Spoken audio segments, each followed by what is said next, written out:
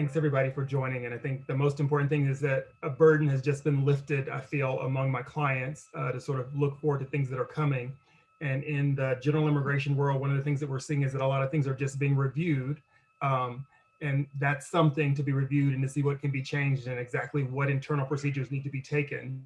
One of the immediate things that we saw back in January was that the president came in and he ended the Buy American, High American, which gives a lot of policy directives to the service centers, to consular officers, and that's a big impact on the business world because there were a lot of denials and H-1Bs and Ls along the way that came specifically from the Baja policies that weren't actually, it was a directive, and now that's changed to just Buy American. So it just sort of changes the feel of the way immigration works, and we'll have to wait and see what the impact of that is.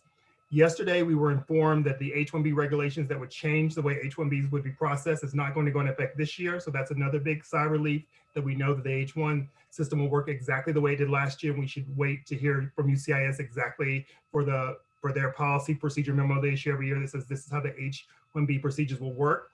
But once again, outside of those specific things and sort of his enforcement of the sponsorship affidavits, little has changed in the business arena because a lot of the things that we really need come from congressional, not from exactly executive orders. And so sort of looking at that platform, one of the things that we're sort of watching what happens is a sort of review of memorandums, and sometimes they're rescinded. In the first executive order that Greg spoke about, the NTA memo was rescinded, which does impact business cases. For when a case is denied, they were issuing notices to appear, and now that shouldn't be happening anymore. Along those lines.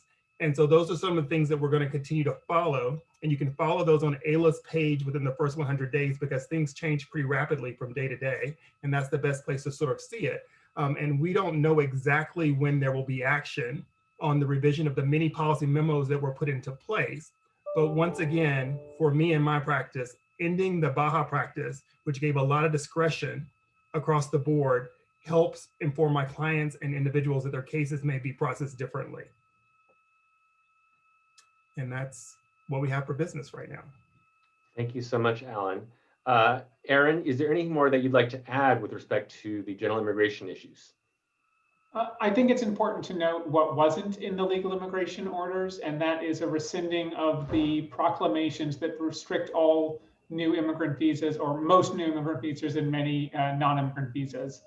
While there has been some talk that the president may rescind those, and it was originally expected to come in the executive order this Tuesday, we did not get it, which means that for now, there remain serious obstacles preventing some individuals from being able to immigrate to the United States that can still be lifted by the Biden administration.